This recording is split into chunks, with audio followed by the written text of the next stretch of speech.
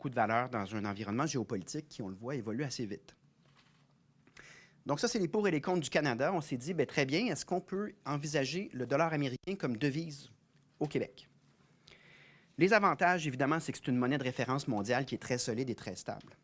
C'est également, il faut le rappeler, avec les Américains qu'on a le plus d'échanges commerciaux. Donc, en termes de synchronisation de nos activités économiques et de celles aux États-Unis, c'est avec eux qu'on a le plus de synchronicité, si je puis dire.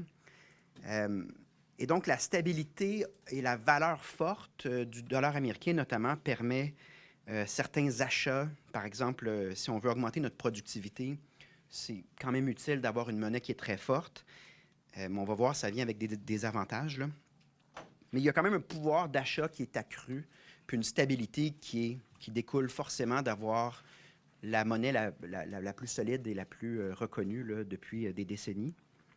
Mais les désavantages sont quand même sérieux également. Donc, une union monétaire avec les États-Unis est plus ou moins réaliste si on considère que jamais les États-Unis ne partagera les décisions des politiques américaines avec d'autres pays. Là.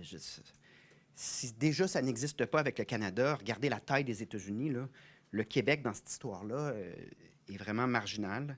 Ça veut dire qu'en période de crise, par exemple, les gestes vont être posés uniquement en fonction de l'intérêt américain et que la situation du Québec ne sera absolument pas dans l'équation.